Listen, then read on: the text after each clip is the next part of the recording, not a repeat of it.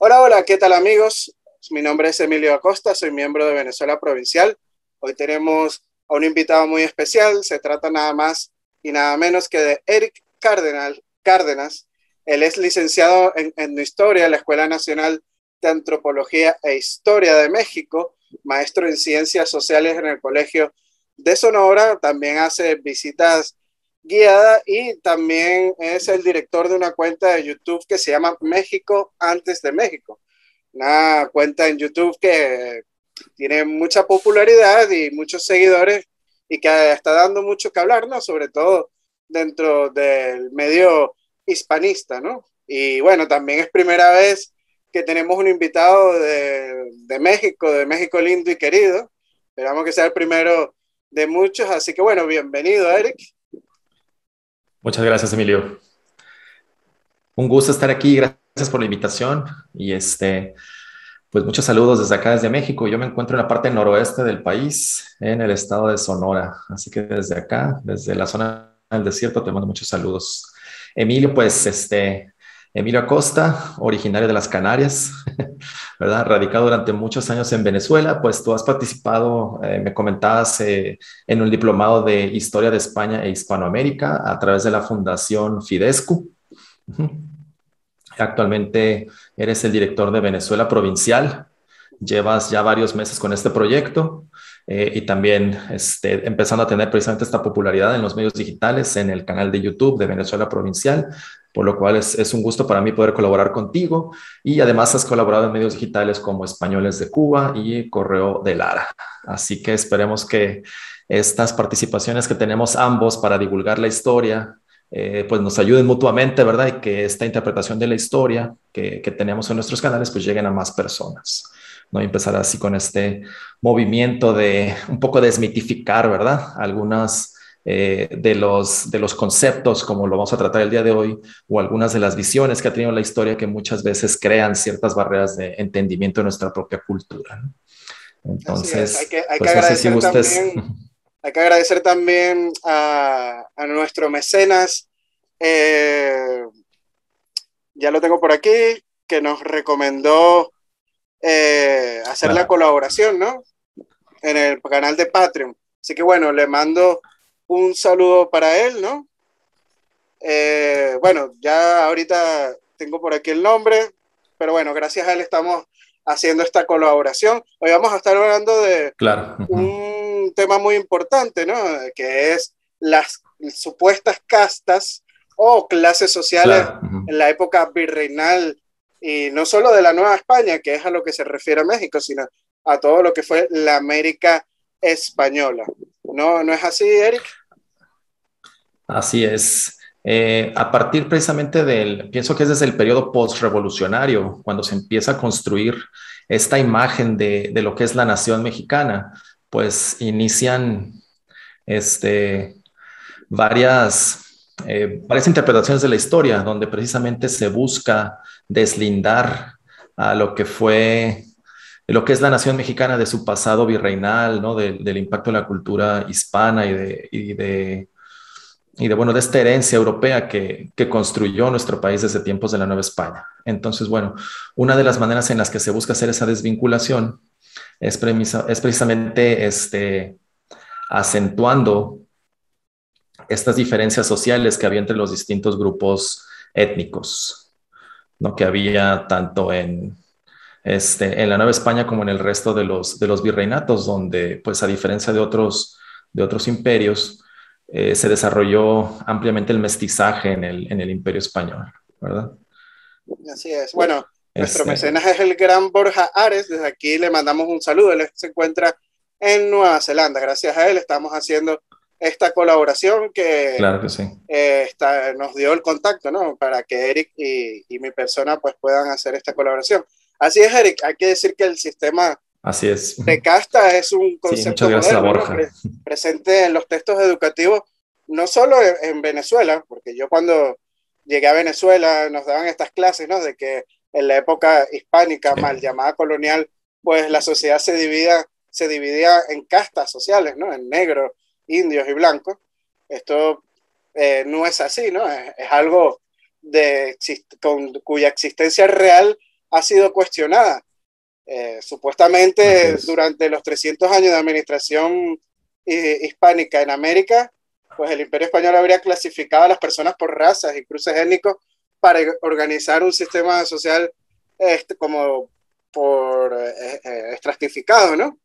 Y este mito más que todo se basa en una serie de cuadros que se representan a las castas, que es apenas del siglo XVIII y es un fenómeno artístico que existió principalmente en la Nueva España, ¿no? En lo que hoy en día es México.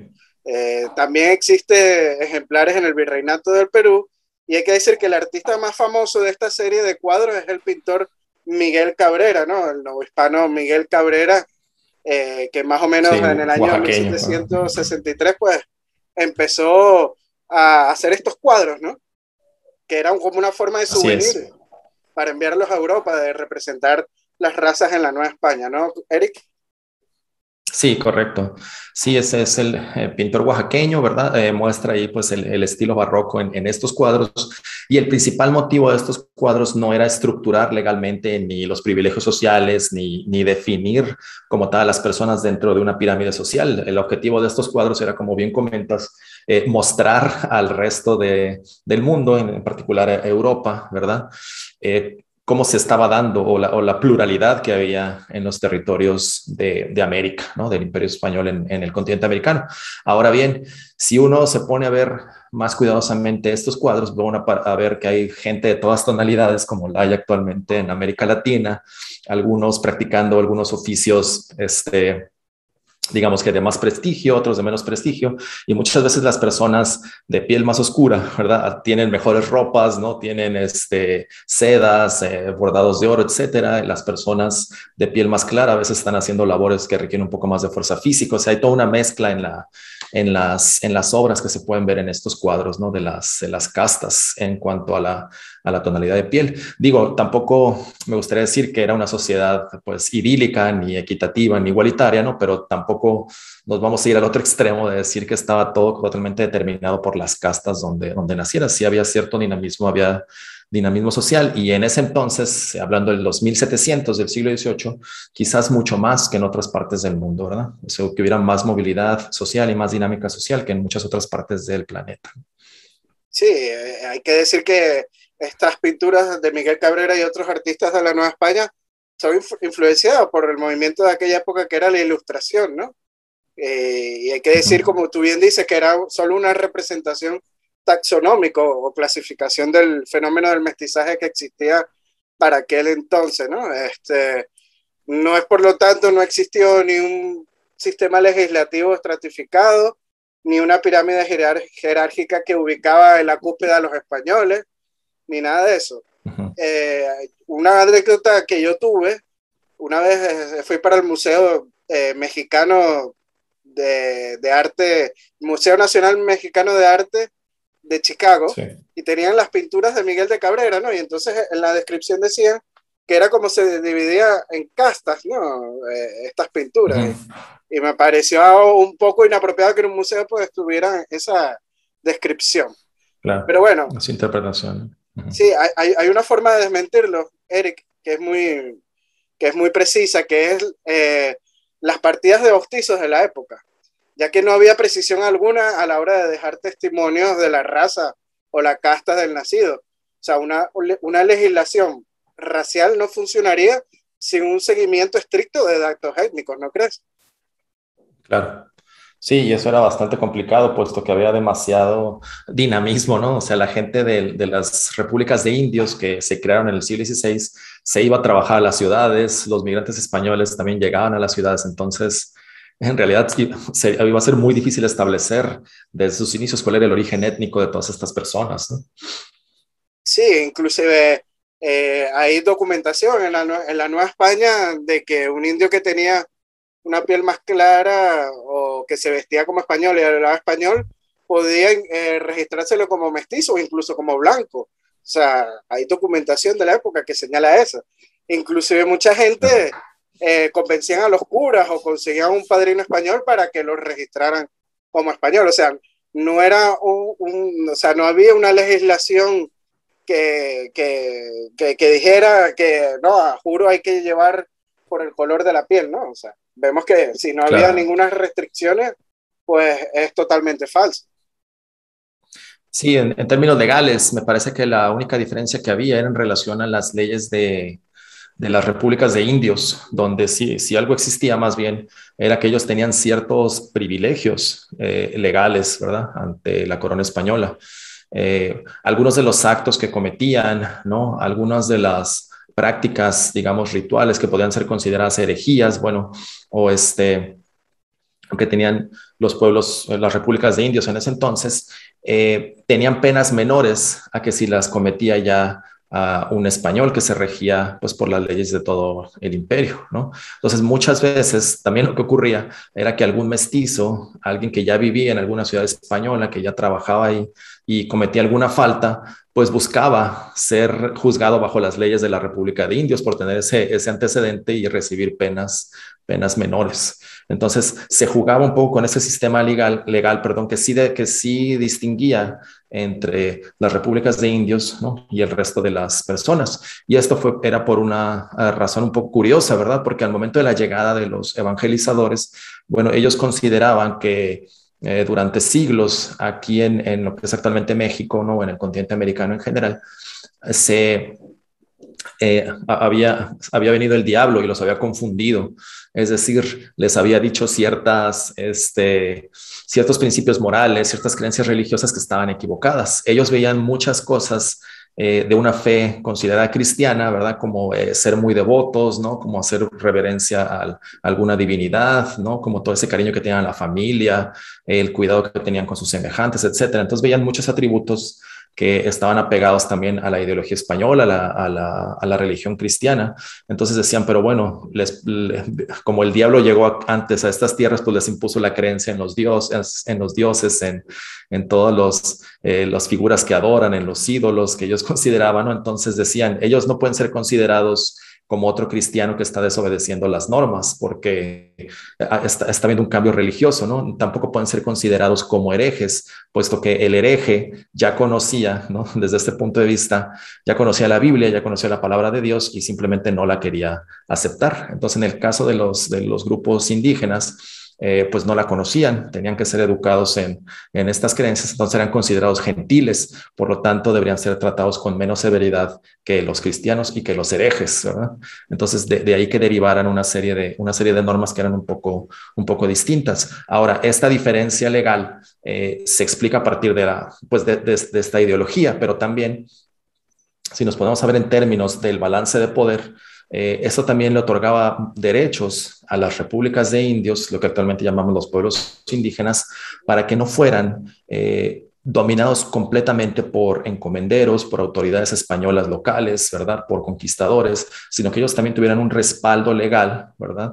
Que les permitiera hacer contrapeso al poder de los españoles que estaban llegando a estas tierras, ¿no? De alguna manera podríamos interpretarlo como que sí el reconocimiento de ciertos derechos a los habitantes originarios de esta tierra y también podríamos considerarlo, por otro lado, como esta estrategia que utilizó la corona española para mantener un balance de poder acá en los reinos de ultramar, puesto que estaban a miles de kilómetros de distancia, ¿no? Entonces, si no hubieran puesto ese balance de poder, pues los conquistadores, los primeros encomenderos, hubieran adquirido demasiado poder y ahí se ponía en riesgo entonces la integridad del imperio, ¿no? Iban a empezar a haber movimientos separatistas, iban a empezar a haber intentos de reinos independientes, como en algún momento lo hubo, ¿verdad? Sobre todo en el Perú, pero también hubo algunos intentos en la Nueva España. Entonces, esta era una manera de ellos restarle poder a los conquistadores, ¿no? A las autoridades locales, a la vez que le daban un poco más de ese balance de poder a las repúblicas de indios.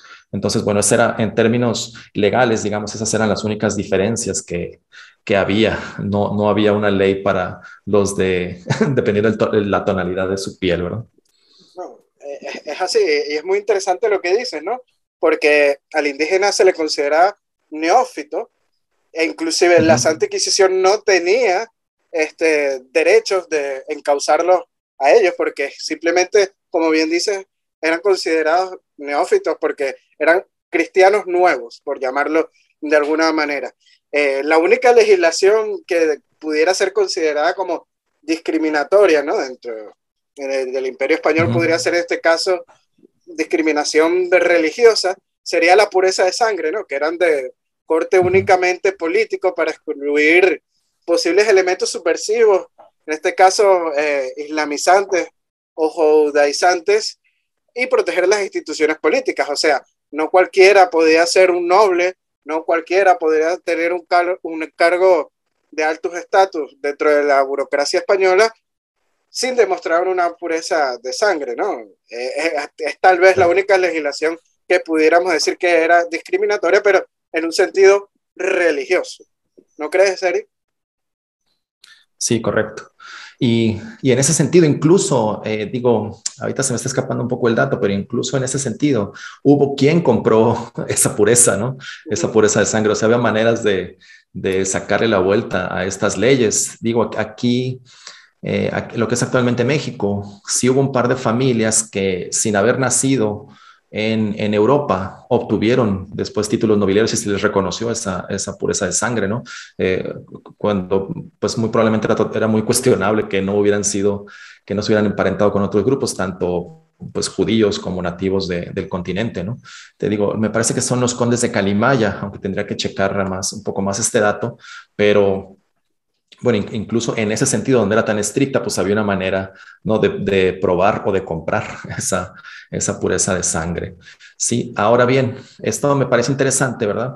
Porque tenemos que considerar cómo se hacía este balance de poder, pues, o cuáles eran los grupos de poder que empezaron a estructurar las clases sociales durante el virreinato.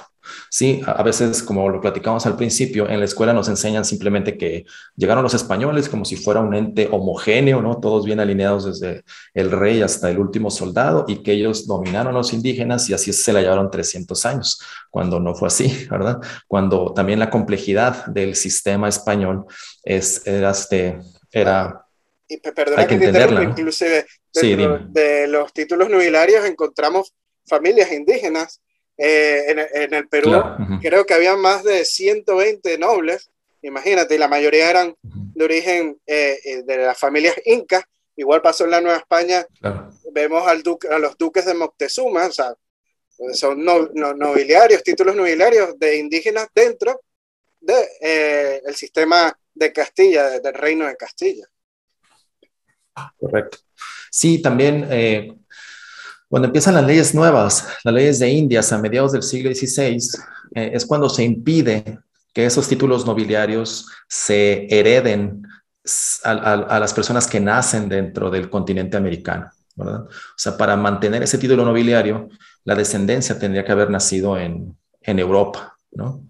Entonces, eso explica de alguna manera también por qué algunos pertenecientes a la nobleza indígena, como la familia Moctezuma, prefirieron quedarse allá, ¿no? En España, que regresar a la Nueva España, ¿no? Porque de esa manera mantuvieron esa línea de títulos nobiliarios, ¿no? Y también, bueno, muchos de los conquistadores, como el mismo Hernán Cortés, que obtuvo su título nobiliario después de los favores que le hizo a la corona, bueno, entonces ya no pudieron, ¿verdad?, sus descendientes heredar estos títulos nobiliarios que tenían algunos de los primeros conquistadores. Entonces, ahora, esto se hacía nuevamente para no perder el control de estos territorios tan lejos del Imperio Español, bueno, tan lejos de la corona española, ¿verdad?, allá en Europa.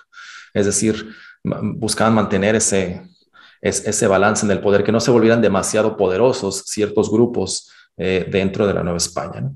Entonces, básicamente, yo he identificado a las órdenes mendicantes, eran un grupo muy importante para mantener el balance del poder. En un principio fueron los conquistadores y encomenderos, ¿verdad? A principios de la época colonial.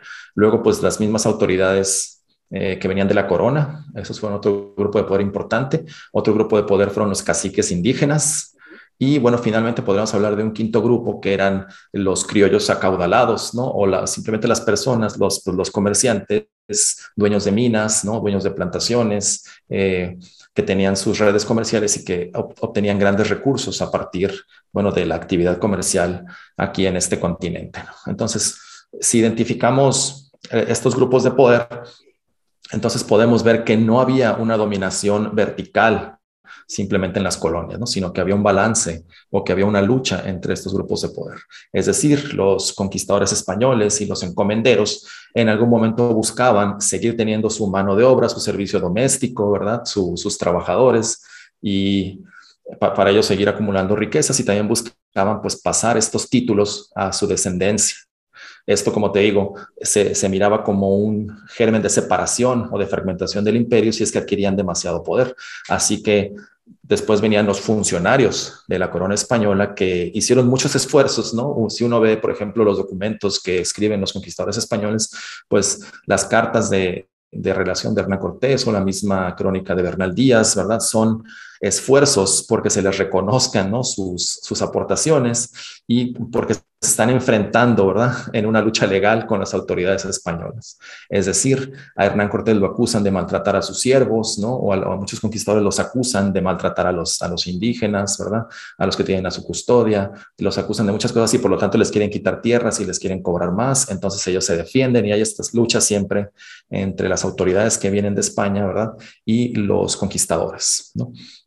Entonces, las autoridades españolas, que ya son propiamente dirigidas por el rey, pues mantienen los intereses del rey en equilibrio con estos conquistadores. Y después vienen también, ¿verdad?, las órdenes mendicantes, que como los franciscanos, agustinos, jesuitas, dominicos, ¿no? También son este medio de comunicación entre los indígenas, tanto caciques como los macehuales, ¿no? O la clase trabajadora de los indígenas, con los capitalistas de la Nueva España, con los encomenderos y con las autoridades. Entonces, ellos también tienen gente a su servicio, también empiezan a construir grandes haciendas, también se les otorgan tierras y entonces ellos también van adquiriendo una voz y un papel, ¿no?, en la organización bastante importante en este orden, ¿no? Y también están a la vez los caciques indígenas. Acá en México y en particular en mi disciplina, que es la etnohistoria, bueno, hay una gran cantidad de mapas indígenas, ¿no?, que les llamamos aquí códices.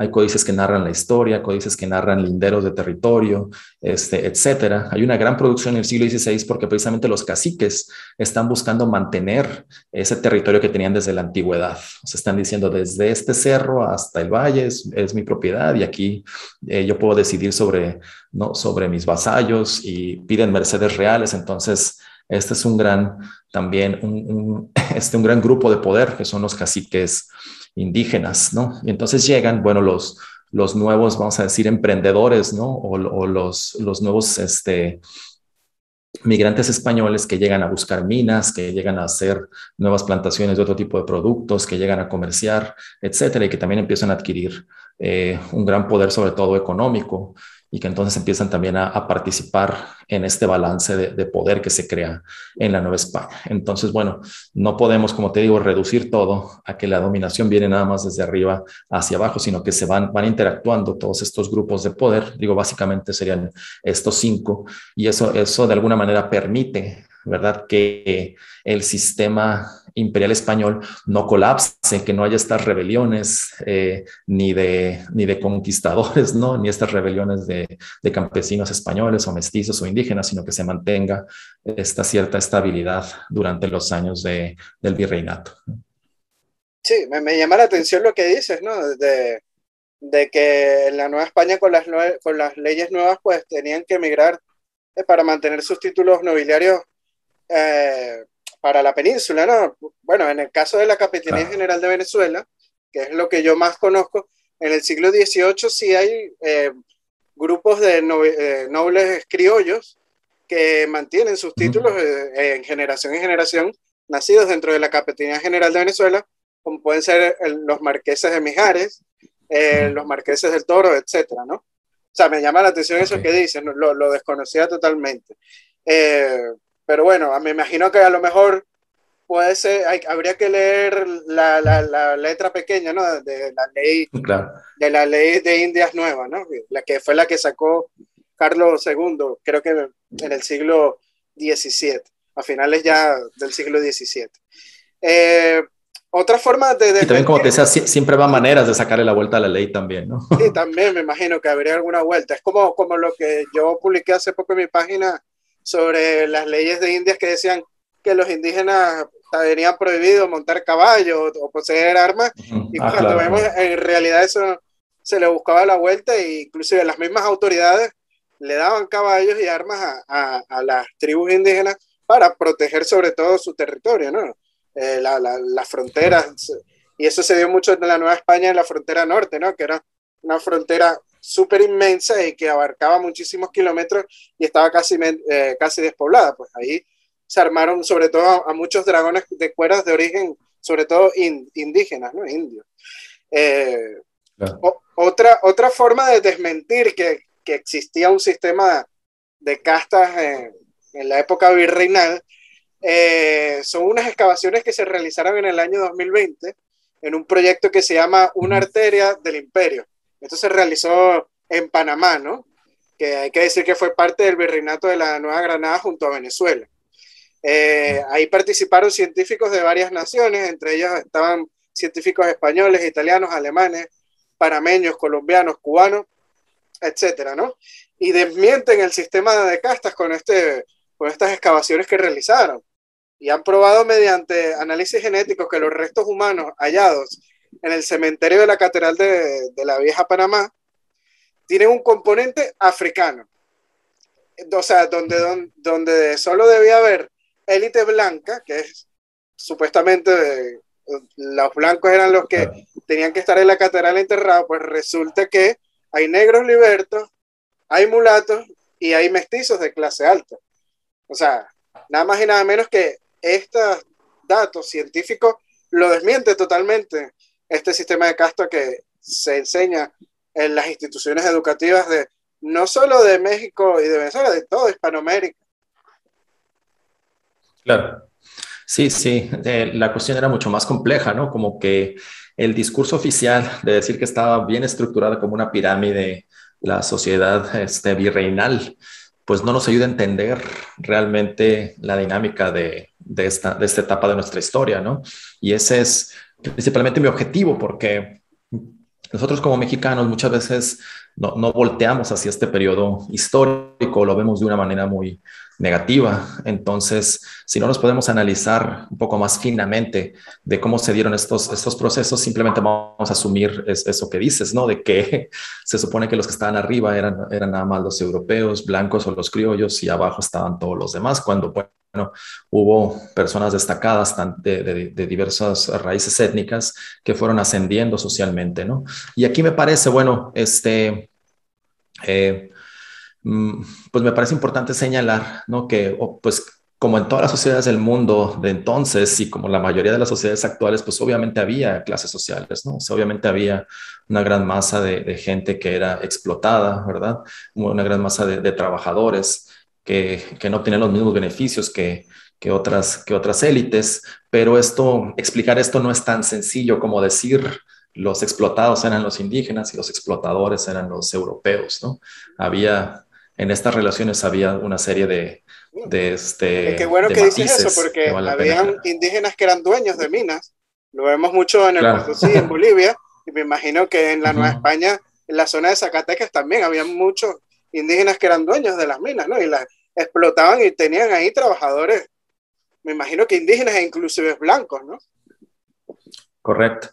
Sí, sí, y también, por ejemplo, hay que pensar, ¿no? Ahorita hablé de estos como 5 grupos de poder, y ahora que mencionas sobre los trabajadores, había migrantes españoles que venían a trabajar también las minas, que venían a trabajar las tierras, que venían a hacer otros oficios, ¿no? Que venían a la Nueva España precisamente porque sus condiciones en España eran, eran muy malas, ¿no? Las condiciones de vida que tenían en el viejo continente, pues eran eh, como te digo, como en cualquier parte del mundo, ¿verdad? Eran condiciones de mucha pobreza, de mucha escasez, entonces venían para de alguna manera mejorar hasta el otro lado del mundo, ¿no? Para mejorar esas condiciones. Entonces también, si pensamos en los vasallos blancos, españoles, pues también tenían una situación precaria como lo pudieron haber tenido los indígenas mesoamericanos o del norte de México, ¿no? De Aridoamérica. Ahora, también aquí es interesante lo que mencionas. En cuanto a dueños de minas indígenas, no estoy tan seguro del dato acá porque la zona norte, eh, sobre todo la zona de Zacatecas o de Chihuahua, era una zona con muchas tribus nómadas. Entonces no sé qué tanto se ha hecho esa ¿no? relación. Sí, sí, se les conocía a grandes rasgos como chichimecas, ¿verdad? Sin embargo, en la parte más del centro, ¿no? De lo que es el estado del sur, el estado de Guerrero o el centro de las minas de Pachuca, probablemente sí había algunos caciques indígenas que peleaban, ¿no? Su poder sobre ciertos territorios para seguir manteniendo esos privilegios.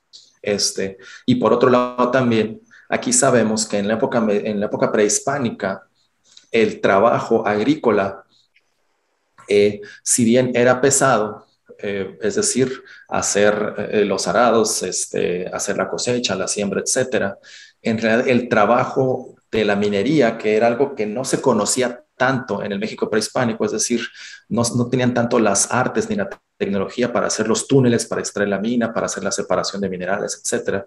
Era un trabajo que no se conocía en el México prehispánico.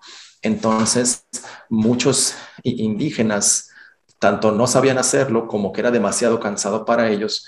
Entonces, la mano de obra indígena, al no ser eficiente, ¿verdad? En ese trabajo, pues fue sustituida, bueno, principalmente por esclavos africanos, pero también por trabajadores españoles, ¿no?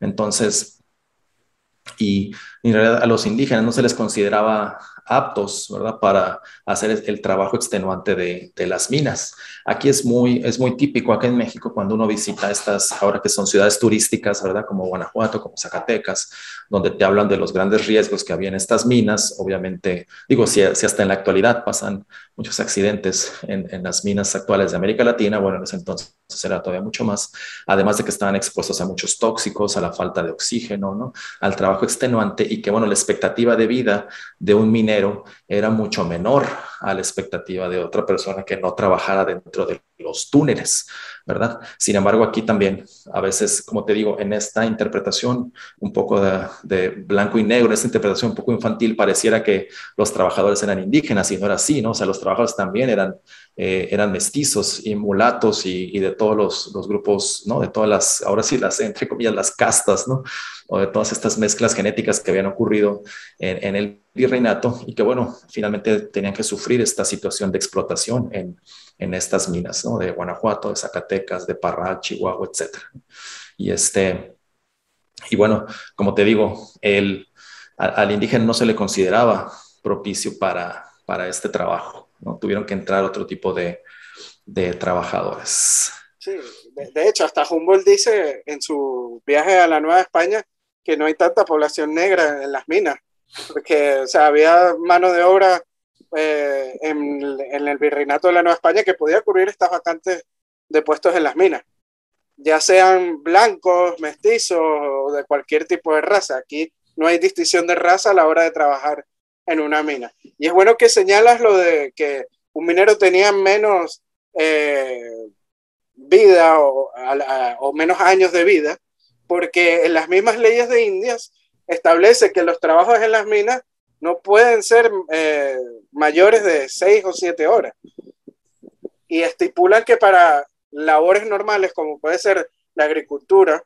o un obrero de una construcción, pues sí, no puede pasar de 8 horas, pero a las minas la bajaban hasta 6 o 7 horas. Y es por esto, por lo que tú dices, de que un trabajo para un minero era muy riesgoso para la época, y lo sigue siendo hoy en día, como bien señala. Claro. Hace poco vimos en Chile el caso de los mineros que quedaron atrapados en una mina de cobre, ¿no? Hace pocos años. Eso es un trabajo con mucho riesgo. Lo que dice sobre estos españoles que recién llegados, que buscaban fortuna en América, ¿no? Que en Venezuela se les suele llamar blancos de orilla, y lamentablemente los textos educativos suelen confundirlo con los canarios, que esto es algo muy erróneo. Okay. Porque los suelen confundir porque, claro, la mayoría de la migración que hubo para Venezuela era canaria en el siglo XVIII, y entonces se confunde de que los blancos de orilla eran todos canarios, pero no es así.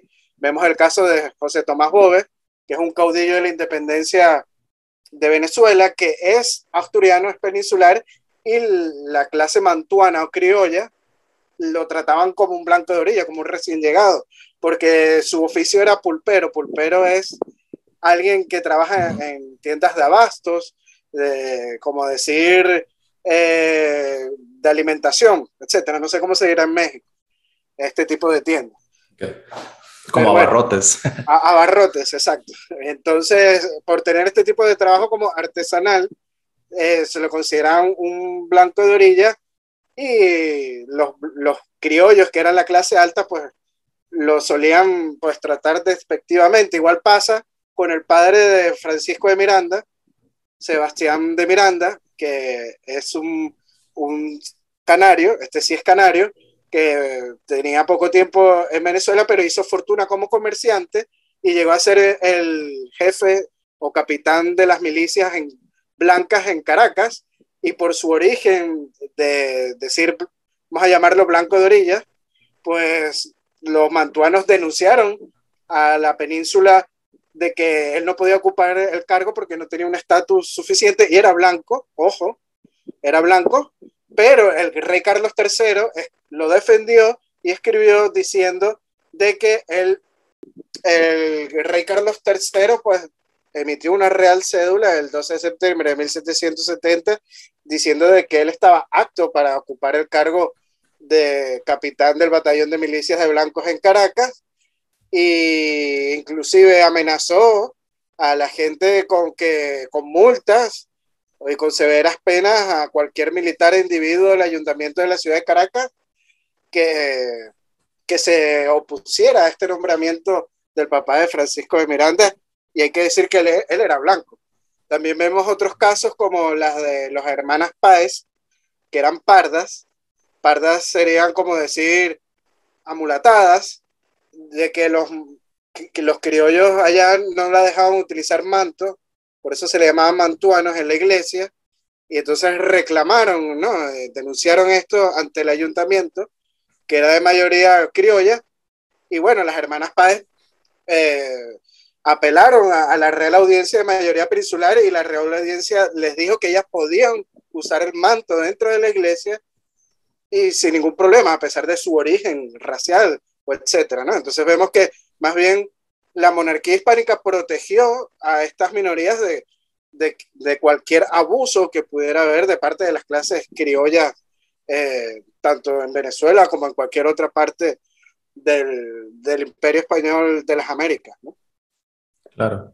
Sí, mira, cuando estaba estudiando yo sobre este tema y también en algunos momentos cuando he hecho el trabajo de investigación, he podido ver que eh, había personajes, como ahorita comentabas, que tenían ya otros orígenes étnicos, que eran parte de estas mezclas que se dieron en la América hispana y que eventualmente pues mostraban, vamos a decir, mayor aptitud para los negocios, para los oficios, ¿no? Para las artes, etcétera. Y me parece que una de las maneras en que buscaban los grupos que estaban encumbrados, las élites, era apelar a otras, ¿no? A otras leyes, a otros reglamentos de uso de pues, bienes suntuarios, ¿no? De símbolos nobiliarios, etcétera, para limitar el ascenso de estas otras personas, ¿no? O sea, conforme empujaba más fuertemente esta sociedad mestiza, entonces, vamos a decirlo, los blancos, ¿no? O las personas que venían como autoridades a este continente, entonces buscaban también ciertas leyes, ¿no? Ciertas tradiciones para limitar ese ascenso. Sin embargo, pues esto era prácticamente imposible porque ya venían empujando nuevos grupos, ¿no? De nuevos comerciantes, ¿no? De nuevas élites, etcétera. Incluso yo lo podría pensar, como lo he dicho en uno de los videos de mi canal, de que precisamente para limitar el ascenso de estos grupos, como te digo, principalmente todo el mestizaje que se da en las grandes ciudades para limitar a que llegaran más autoridades de mestizos, ¿no? Gente a ocupar más cargos, otros comerciantes precisamente de estas castas, ¿no? Entre comillas, entonces se hacen las independencias, ¿no? O en este caso voy a hablar de la independencia de México. En realidad, Iturbide, el que consuma la independencia de México, bueno, era una persona con una visión más que nada absolutista. O sea, es decir, aquí se nos vende la idea de que la independencia de México se hizo precisamente para buscar esa libertad y esa igualdad entre todos los sectores de la sociedad o empezar a perseguir esa igualdad. Y más bien parece cuando uno revisa la historia que estas élites es lo que no querían, ¿no? Que hubiera mayor representatividad, mayor equidad, mayores beneficios para todos los diferentes sectores de la sociedad. Más bien querían que todo se quedara como en el antiguo régimen. Entonces, este es un poco algo que me parece una cuestión para reflexionar, ¿verdad? De que las independencias no se hicieron para buscar un cambio en la sociedad que se estaba dando ya de manera natural en los virreinatos, sino que en el caso de la Nueva España la independencia se hizo para que no se dieran estos cambios. Recordemos que estaban en contra, por ejemplo, de las Cortes de Cádiz, ¿verdad? Estaban también en contra de que se perdieran los privilegios del clero, por ejemplo, y entonces, bueno, se mantuvo de alguna manera esa historia del antiguo régimen. Y bueno, lo que tenemos ya después de la independencia en el siglo XIX mexicano, pues es que precisamente se limita todavía más estas inequidades sociales, ¿no? Y en un video también donde trato este problema de las castas, o de lo que se le ha llamado las castas, ¿verdad? Precisamente digo que estas diferencias sociales que hay en una sociedad como la nuestra, como la mexicana, o en general como en toda la América hispana, pues no es tanto de la época virreinal, ¿no? Aunque claro que hay ciertas pautas que vienen desde la época virreinal. Bueno, esta división que tenemos actualmente en la sociedad se va generando en el siglo XIX y en el siglo XX también, ¿no? O sea, digo, ahora no sé cómo sea donde tú hayas vivido en Venezuela, pero aquí en México sí existe esa discriminación, ¿no? Por el color de piel. Y sí existe, claro, una tendencia a que las personas de piel más clara ocupan puestos más altos y las de piel oscura puestos más bajos. Digo, eso es algo palpable en la sociedad actual y generalmente le achacamos esto, ¿verdad? A la presencia de la corona española en estos territorios. Sin embargo, pienso que jugó un papel mucho más importante todo lo que vino después en el siglo XIX y en el siglo XX, ¿no? No, Entonces, en Venezuela, en Venezuela es prácticamente igual, o sea, también hay discriminación, ¿no? La gente de piel más oscura o morena, pues se le tiende como de personas de una clase social más baja, cuando esto no tiene nada que ver con raza ni con motivos sociales, puesto que hay gente de color que ocupa altos cargos hoy en día, ¿no? O sea, esto es más que bien un cliché que se tiene en las sociedades modernas, que es muy lamentable, y vemos más bien que desde las independencias en Venezuela también pasa algo parecido que en México. Simón Bolívar y en los gobiernos republicanos quitan los resguardos de los indios, las leyes de indias que protegían a las minorías indígenas, y muchos pueblos de indios empezaron a desaparecer, y a muchos indígenas tuvieron que emigrar a las ciudades para poder buscarse la vida, y fueron explotados como peones con bajos sueldos en esta supuesta igualdad que trajo las repúblicas, ¿no? En la época, en la época virreinal vemos casos interesantes, como por ejemplo el constructor, uno de los constructores más famosos del siglo XVIII en Caracas era un pardo, o sea, un amulatado, de nombre Juan Domingo Infante. Construyó el puente de la Trinidad, el puente Carlos III, la iglesia de la Trinidad, que es hoy en día el Panteón Nacional, donde curiosamente está enterrado Simón Bolívar. Algo muy curioso, ¿no? Y vemos que todo esto lo construyó un pardo, ¿no? O sea, que mucha gente tiene en la cabeza, ¿no? De que no podían ocupar grandes oficios o grandes claro. cargos, ¿no? Y esto es totalmente falso. De hecho, el rey Carlos IV, molesto por todas estas quejas de los mantuanos, porque había gente parda o amulatada pidiendo entrar dentro de la burocracia administrativa virreinal, y estaban ocupando altos cargos o grandes oficios. Para quitarse esta molestia de estas quejas, pues lanzó la Real Cédula de Gracias al Sacar, para que cualquier persona parda o amulatada, pues pagando, pudiera tener un título nobiliario o pudiera acceder a sitios de la administración pública en altos cargos. Inclusive ahí vemos que dejaron entrar gente a las universidades, como el caso del mestizo Juan Germán Rocio de la Universidad de Caracas, y pudo graduarse como abogado y fue un gran abogado dentro de la Real Audiencia de Caracas. Llegó a ganar más de 8,000 pesos anuales, imagínate, un mestizo. Sí, totalmente, ¿no? Entonces, ante esta inevitable presencia, ¿no? De cada vez más grupos étnicos en los balances de poder que te comentaba hace rato, bueno, hubo quienes estaban perdiendo ese papel predominante, pues no querían tampoco que eso ocurriera y pienso que se empezaron como que a echar mano de cualquier instrumento que pudieran, ¿verdad? Para limitar el ascenso de estos otros grupos que pues estaba siendo inevitable, ¿no? En la época virreinal. No, y si te pones a ver, muchos de los que iniciaron las llamadas guerras de independencia fueron criollos. Ellos no querían perder su poder. Y Claro. justamente se da toda esta cuestión de la invasión de Napoleón a España y aprovecharon esta confusión, este vacío de poder para ellos mismos tomar el poder e independizar a las actuales repúblicas hispanoamericanas. Entonces va tomando otro sentido, ¿no?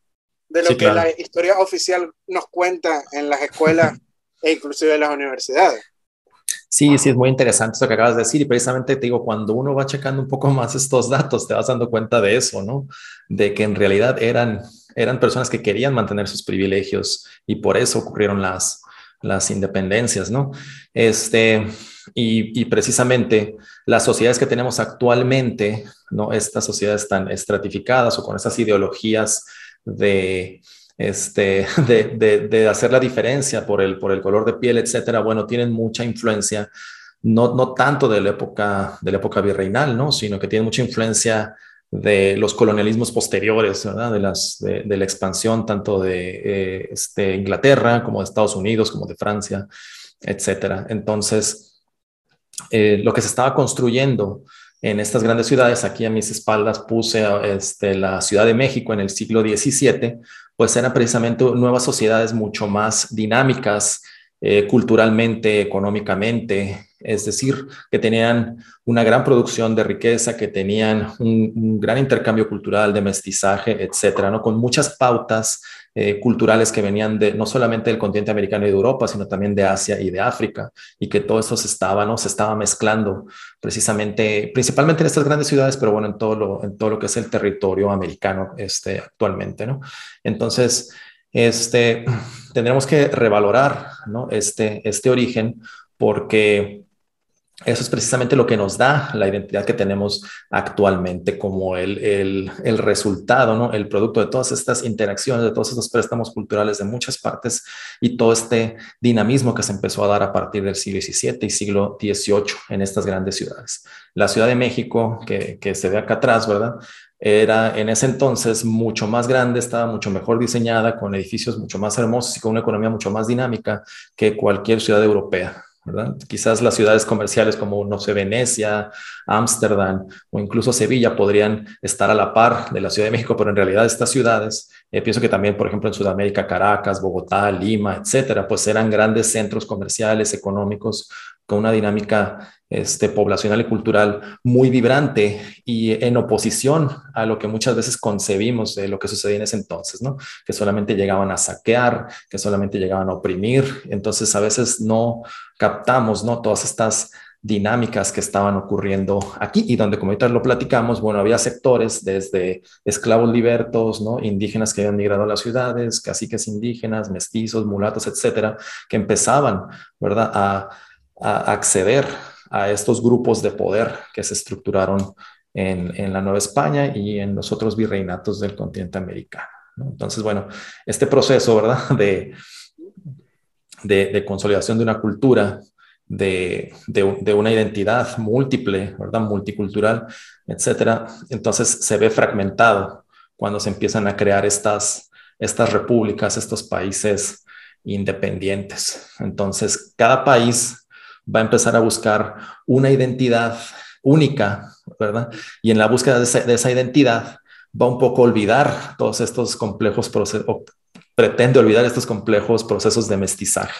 En el caso de México, la historiografía empieza a querer identificar nuestro origen con las tribus aztecas únicamente, ¿no? Y pasando ahí de lado, como te digo, todas las aportaciones españolas, africanas, ¿no? De los otros grupos mesoamericanos. Entonces ahí al momento de que se separan estos países, de que se hacen nuevas repúblicas, bueno, empieza la construcción de una identidad que está bastante incompleta desde mi punto de vista. Sí, igual pasa en Venezuela, ¿no? Se trata de enaltecer el pasado prehispánico y los mismos libertadores como los padres de la patria, y nos olvidamos mucho del pasado español de cada uno de nuestros países en el continente americano. Hay que decir que en los otros países que no son hispanos, como por ejemplo en Estados Unidos, el matrimonio mixto de razas mixtas no estuvo autorizado hasta los años 60 del siglo XX. Y ya para el siglo XVI, en la monarquía hispánica ya podían casarse indios y blancos con indios y con negros también. O sea, por ley podía haber matrimonios interraciales. Esto no se ve en ningún otro imperio del mundo, sí se ve en la monarquía hispánica. Entonces, no existe legislación ninguna que dividiera a la sociedad virreinal en castas, y sí, había diferencias de clases sociales, porque habían ricos y habían pobres, como lo hay en todas las sociedades de todo el planeta Tierra, y lo puede haber hasta hoy en día. Esa es la realidad. Tampoco era una sociedad del paraíso ni idílica, como bien dijo Eric hace un rato. Así que bueno, Eric, ya estamos llegando al final del podcast. De verdad que encantado de haberte tenido la noche aquí en España de hoy. Me imagino que ya mañana o tarde desde en Sinaloa, México. Y bueno, En Sonora, bueno, está cerquita, pero es acá. En Sonora, perdón. Casi Sonora y mediodía Sinaloa aquí. suenan parecidos. Sí, aparte fueron un mismo territorio también, pero bueno. Sí, están en la misma zona del antiguo virreinato de Nueva España. Pero bueno, encantado haberte tenido el día de hoy. Venezuela Provincial es tu casa para cuando quieras, y bueno, las cámaras son todas tuyas. Muchas gracias, Emilio. Bueno, nuevamente gracias por la invitación. Gracias a nuestro suscriptor Borja, ¿verdad? Que nos puso en contacto y ya empezamos así a cuadrar a ver el tema de qué podemos platicar y cómo podríamos colaborar para seguir haciendo esta difusión, que actualmente es una visión alternativa de la historia, pero que poco a poco empieza a cobrar mayor importancia y más auge gracias a pues, todas las herramientas que tenemos actualmente en los medios virtuales, redes sociales, el canal de YouTube, etcétera. Así que bueno, le pueden dar al botón de suscribirse al canal de Venezuela Provincial, al canal de México antes de México, y seguirnos en las redes sociales. Entonces, bueno, esperemos que esta no sea la última vez que platicamos sobre este u otros temas, ¿verdad, Emilio? Y bueno, te agradezco mucho. Ya casi es mediodía acá en Sonora. Casualmente hoy está nublado, cosa que casi nunca ocurre. Pero te mando muchos saludos hasta el otro lado del mundo, allá en la península ibérica. Encantado, Eric. Y bueno, también no dejen de suscribirse en el Patreon de Venezuela Provincial. No sé si Eric tiene Patreon. Sí, también está el Patreon de México antes de México, Twitter y Facebook. También me pueden seguir por ahí. Igualmente a Venezuela Provincial en esas redes de Facebook e Instagram. Así que bueno, hasta la próxima, Eric. Un gran abrazo. Nos vemos. Muchas gracias, Emilio. Saludos. Adiós.